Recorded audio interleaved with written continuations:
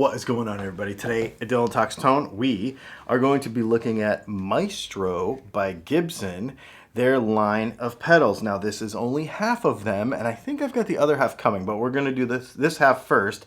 This is going to be all of your time-based effects. So, as you may or may not be aware, Gibson resurrected the Maestro brand with their kind of back to basics, super vintage looking, obviously super cool, styling of pedals, and they're pretty awesome. They've got very basic analog controls, and so what we're going to do is we're going to plug them into the Tone Master Princeton, the PRS Fiore, and we're going to work our way through these pedals. I'm going to show you how I use them.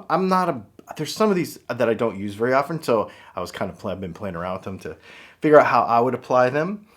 Show you a couple of extremes, a couple of ideas, how multi-dimensional some of these pedals can be, and then I'm also going to show you each of them has a little switch here. All of them have this little switch that kind of take this thing to the next level and give you a little more features. But you got to kind of know how these particular pedals work and what they do. So we're going to get into that a little bit as well. I guess the main thing we're going to do is we're going to find out, in a world where people say mean things about certain guitar brands, have they really pulled off a pedal line?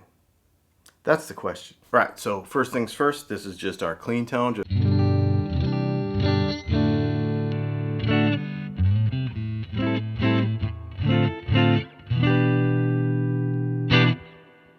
All right, so let's start with the Agena, I think it says, envelope filter. So the way an envelope filter works is it basically just cuts out some of the frequencies, but if you look at these knobs, it does it at various ramps. It it clamps it, but it lets it go. It grabs it and lets it go at various ways. So the width of the envelope, the shape of the envelope, all that kind of stuff. And it gives you like this sort of kind of wah-y sound.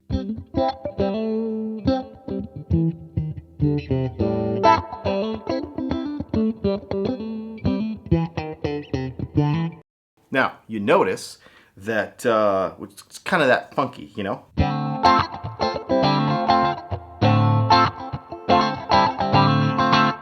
Right? But you notice how the lower strings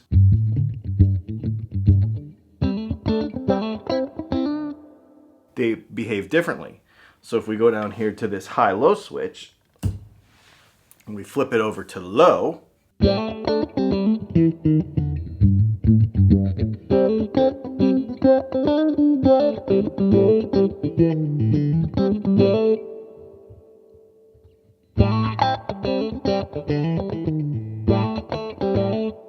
it basically changes which frequencies it clamps, like which frequencies it notches out. And of course the knobs make it do all the extremes of that. So if we turn them all the way up, we'll see one extreme.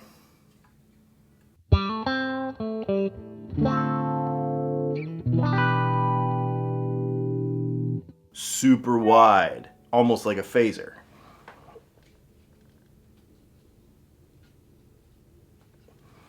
Turn them all the way down.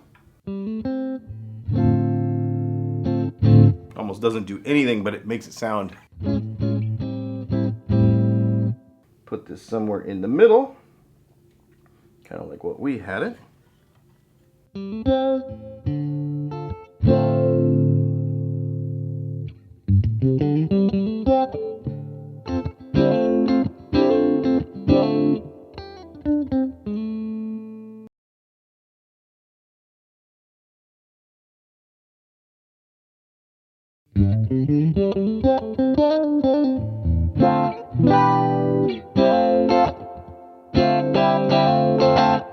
See, and then you can use it basically based on your playing speed, affect the width of that envelope, affect how harsh it is, all that kind of stuff. So that is an envelope filter, and being able to switch those frequencies from low to high is pretty cool as far as what frequencies it notches out. Let's move it on to the Comet Chorus.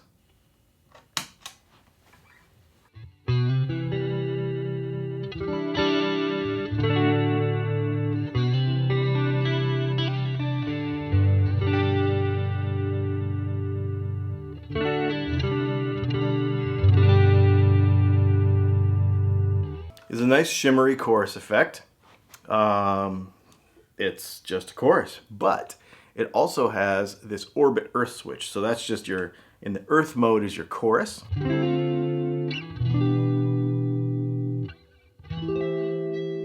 Right? Just the normal shimmery chorus. Now you could mess with it. It's got a little warble in there that we could probably take out and just get it that super crisp chorus. Or you flip it over here on this orbit switch and we put modulation into it on purpose. That's what the orbit switch does.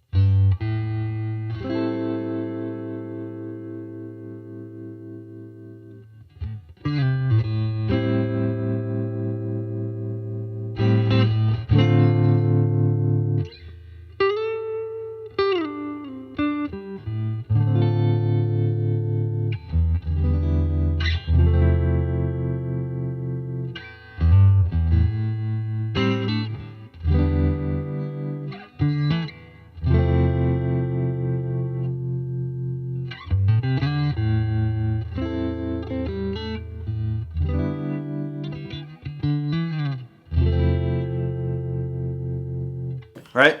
Chorus isn't really my thing. I use it a little bit on acoustic stuff sometimes, maybe. But you can see where you could really get some cool stuff with this. One of the things you can do is turn the speed up and the depth way up and get almost a tremolo effect with it.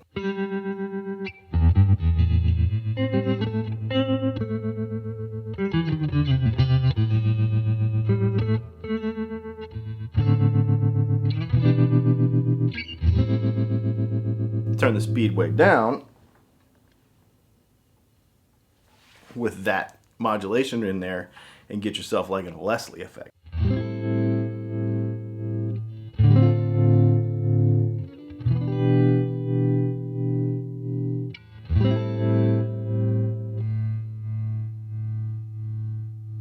Even slower.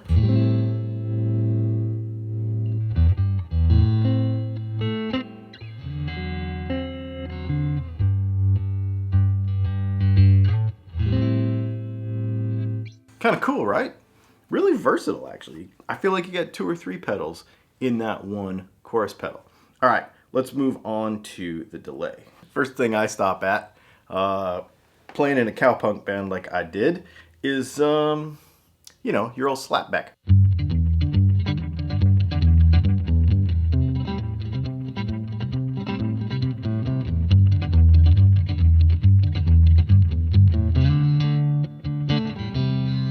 So, you know, slapbacky stuff. Now, let's turn that modulation on with that modulation switch.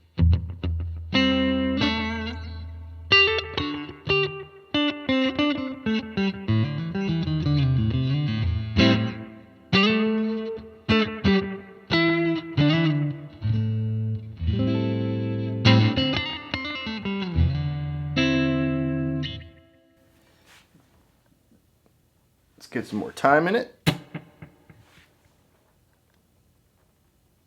Modulation off. Normal kind of bucket brigade sort of thing.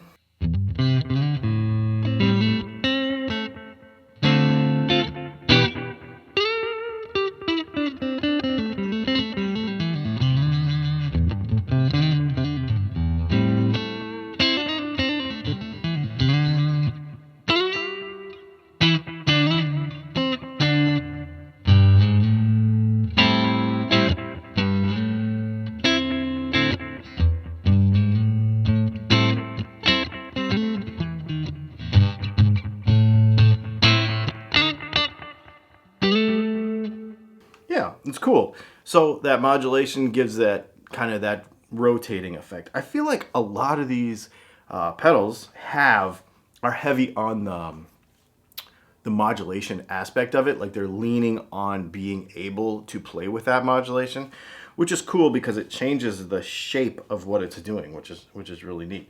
When you're able to, I feel like those switches almost give each one of these pedals like 2 sides to them that you can use relatively, not independent of each other because it's in the same pedal, but 2 definitely distinct sounds with a flip of a switch, which is which is pretty cool. I dig it, especially at this price point. It's pretty cool. Let's move on to the Tremolo, which is one of my favorites.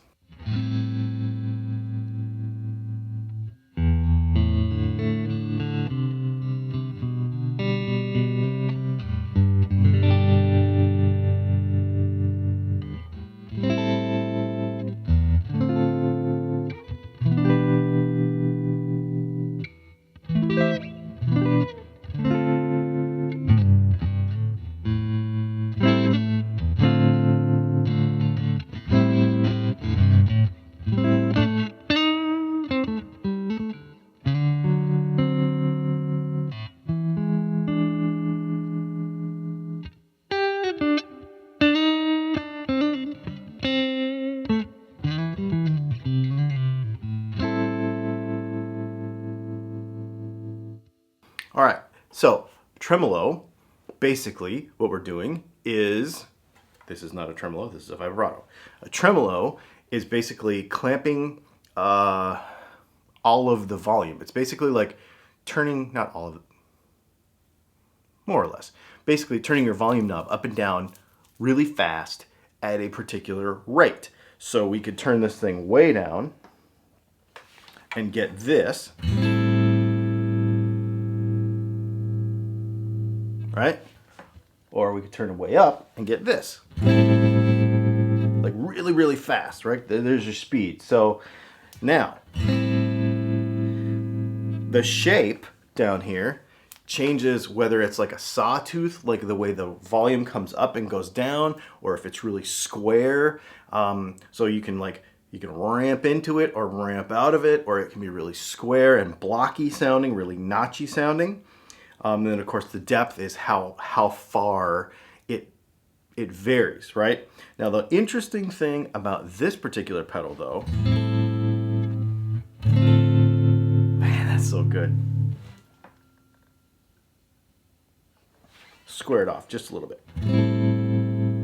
Hear how it's a little harsher now?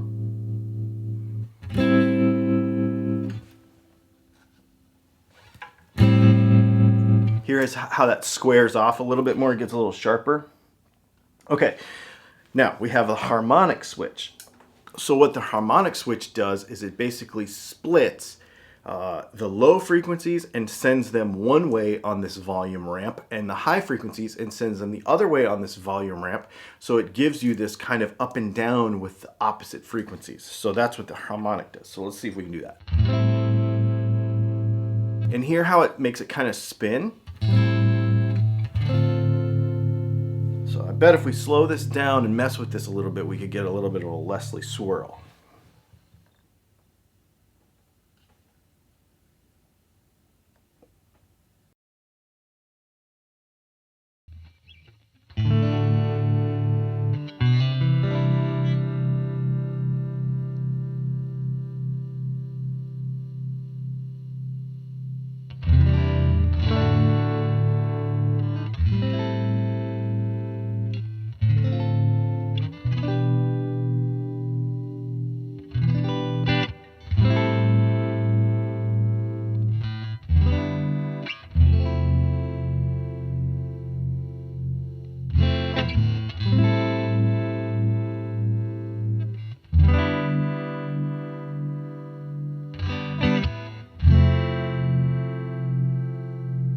See how you can play with the speed of that depending on the tempo of your music. I'm just kind of messing around.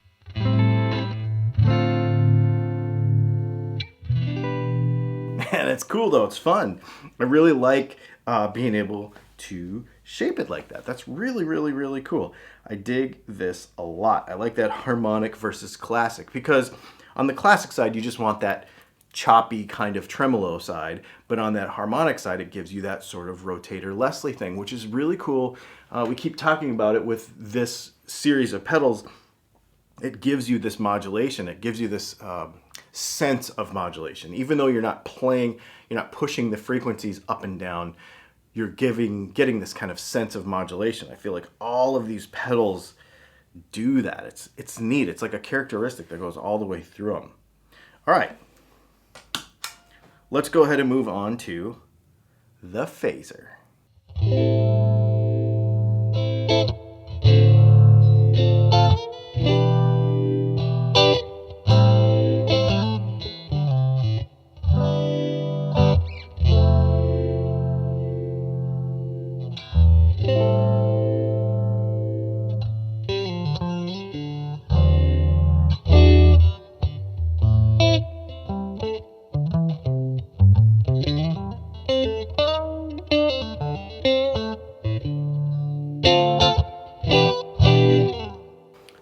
So what a phaser does is it basically takes notches out of certain frequencies and then puts them, I don't want to say back in backwards, but I don't know any other real simple way to explain it. This is probably not totally accurate, but basically it uses a notch filter though, and it cuts these things out. And so you have the width of that cut, if that makes sense, how wide that frequency is. And then the rate, obviously how fast it takes it and puts it back in. Now you notice this switch up here that says 4-stage versus 6-stage. You'll have for every, I think it's every 2 stages, there's 2 more or 4 more. I can't remember. There's a multiplier to this and there's a bunch of math in it. But basically, it takes groups of frequencies and cuts them out. The higher stages there are, the more groups of frequencies get cut out and put into this phasing situation. So you have this notch of frequencies and this notch of frequencies.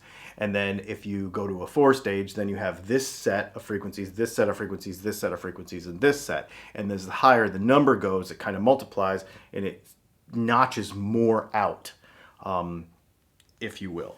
And so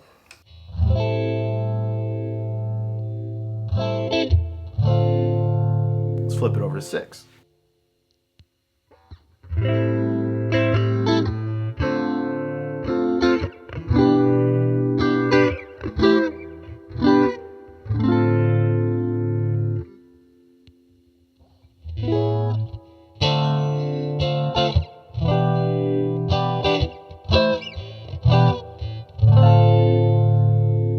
See how it changes the overall frequency response of the chords.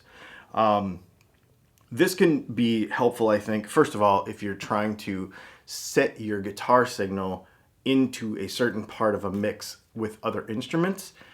Also, based on how much you want that phase to happen, like because it notches a lot more out when you flip it to the 6-stage, it kind of goes deeper and farther into your frequency response, or the available frequencies. The other thing too is it probably acts different. Here, let's try it. It probably acts differently with like a single coil in the number 4 position where you have a lot of stuff notched out anyway.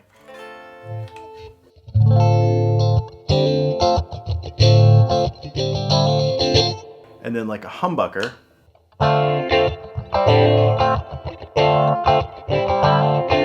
Okay, let's put that on the 6-stage side. Or, yeah. And do the same thing again.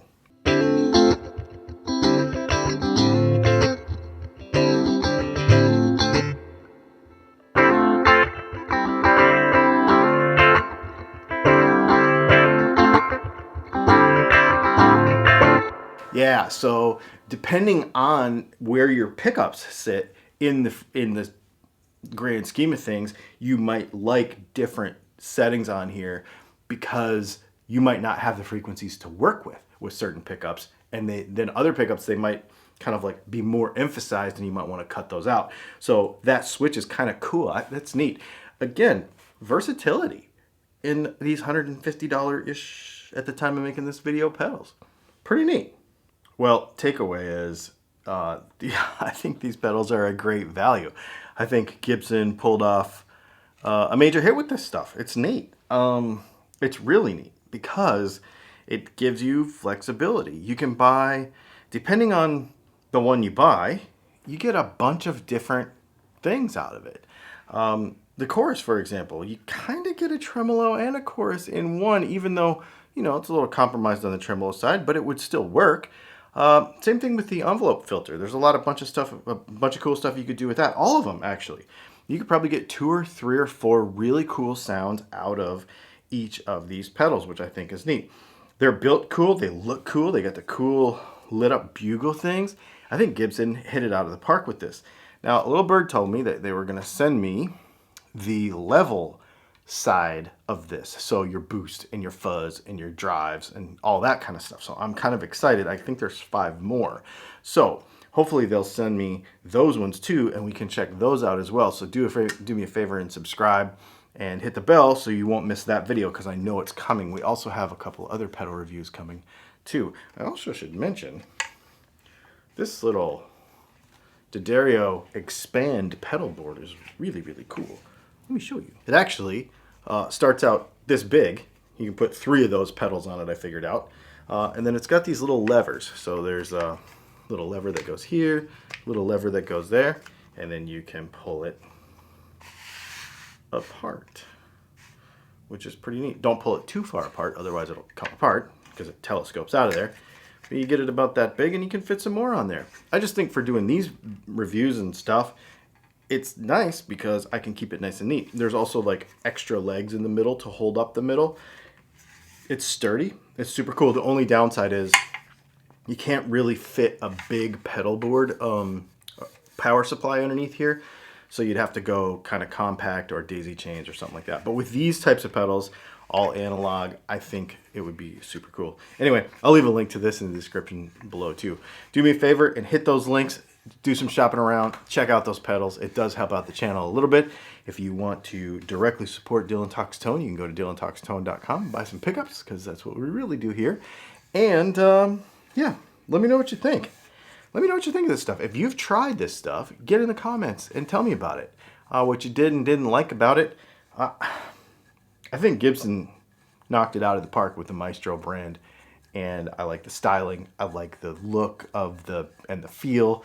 And of course, I really like the sound of it. It's kind of cool. It's a back to basics situation. They're not complicated. They're not, you know, they're not kind of 21st century pedal as we think of it. They're sort of a back to roots kind of thing. And I really like that. I think they're pretty awesome. Anyway, thanks for hanging out, and we'll see you in the next video.